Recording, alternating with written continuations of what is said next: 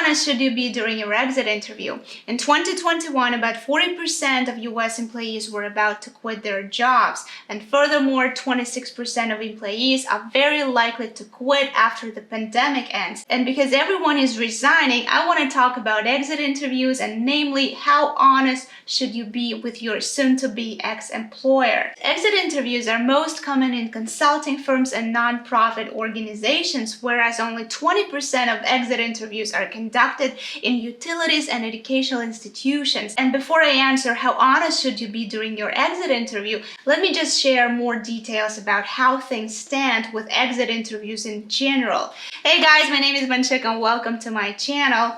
In my view, exit interviews are flawed big time and almost dead. Why? Because the exit interview process has become too transactional, which honestly doesn't mean anything today, and you as an employee will be in a much stronger position to decide if you want to provide an honest feedback or decline to participate in this just one less dance with your employer. But it won't hurt anyone if you hit the like button before you exit this video. When I was researching this topic, I have come across a lot of articles helping you to prepare to pass these exit interviews correctly. So let's take one of those popular articles and see how disconnected they are from the reality. 8 common exit interview questions with sample answers posted by Indeed. Almost each of the suggested answers in this compilation of common exit interview questions teach thousands of quitting employees not to voice their real concerns, deviate from giving a straightforward answer, and keep acting as if you are a liability to the company rather than an asset. To name a few, let's look at the first question, which is why are you leaving your position and what led you to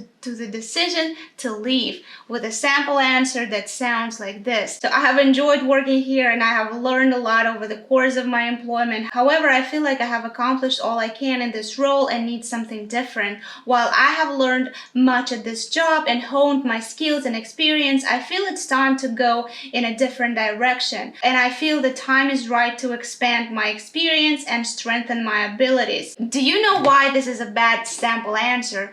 Because it sounds very apologetic for wanting a change for the better. The next question, how do you feel about management and do you have any feedback or suggestions for how we can improve? The problem here is, as I see it, it depends on whom you are talking to. If this is an HR representative that you have seen twice in your life when you joined the company and when you're leaving your company, then providing constructive feedback is a waste of your time. Or if this is a direct supervisor you are talking to, or in many cases supervisors plus HR representatives conducting it together, then you can easily give any formal, neutral, or diplomatic answer that you can provide. However, if you are talking to a senior manager who has the decision-making power to present your views to the CEO or any talent commission that your organization may have, which is quite improbable, you may be very honest with your feedback. And again, staying concise and professional doesn't hinder being honest with your answers.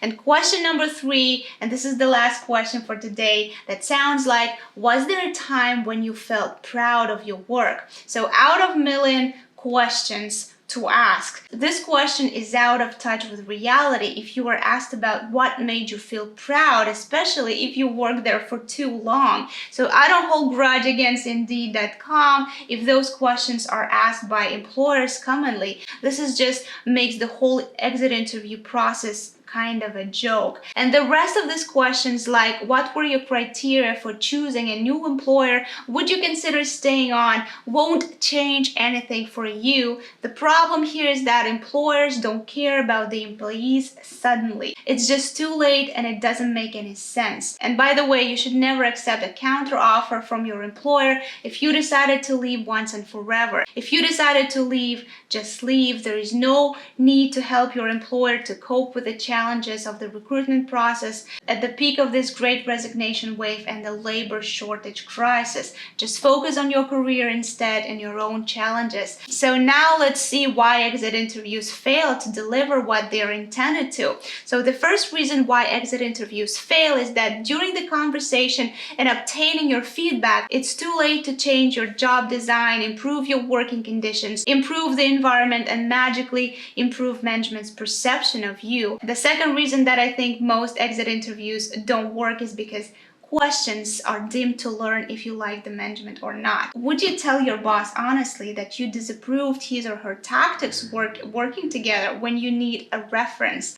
Or if finally you got to talk to someone from HR to learn about your needs and you have never heard about HRs before. And I mean, I know HRs don't like extra hustle at work simply because they have a lot to administer, but I really hate when HR departments are solely transactional. And when HRs and senior leadership finally learn that the more they do to retain their employees, asking them how they can improve, generating surveys every 6 months, and then acting upon them with vivid results, this is when you can say that the employer cares about you and wants to improve. And the statistics show that 3 out of 4 companies do exit interviews. Out of those employers, 70% had their HR department handle the process, 19% had the departing employees' direct supervisors do it, and only 8.9% delegated to conduct the exit interviews to direct supervisors manager, and only 1% hired an external unbiased consultant to do it for them, which is a great but expensive way to encourage employees to speak with fewer emotions and more relaxed. But even though statistically employers didn't structure their exit interviews in that way to receive honest feedbacks, less than a third of executives could actually remember what actions they have taken to stop the turnover, making these exit programs more empty talks with few productive follow-ups. It's not a surprise that many employees believe that exit interviews have little to no effect and therefore chose to be safe, which is to deviate from the truth and lie. And considering that all exit interviews have 3 purposes: to improve the company, to make sure employees leave feeling good, and in some rare cases to encourage employees to stay, offering them new opportunities and perks, this whole statistics that I mentioned earlier just doesn't serve the initial purpose of exit interviews because they are not structured in the way to get the honest answers. And should you tell the truth on the exit interview or not?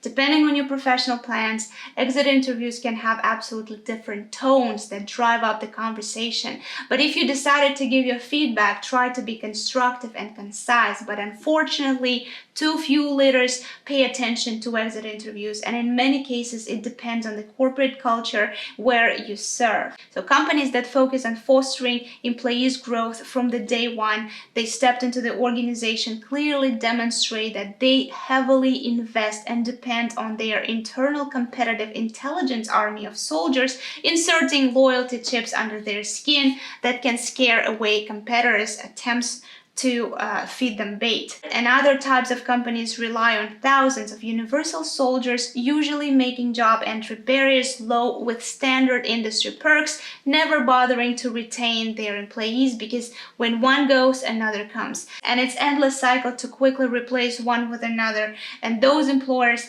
don't bother too much either about their internal processes or their exit interviews. So in any case, you should have the idea which type of employer you are dealing with, and as an intelligent person, you should choose accordingly. And speaking of how to act for better exit interview results, employers have a designated HR representative, usually who deals with grievances and conducts these types of exit interviews. And because it's not simply a case of asking 10 questions and check out the box in case there is a workplace violations, conflicts, harassment, and a trained HR leader can lead the discussion to avoid potential troubles. And while it might feel satisfying to air job-related grievances, exit interviews are not intended to be venting sessions, and sharing insights about a bad boss or abusive work culture might seem fruitless, but those observations can prove critical to building a case for a change. If multiple employees leave for the same reason or because of the same person,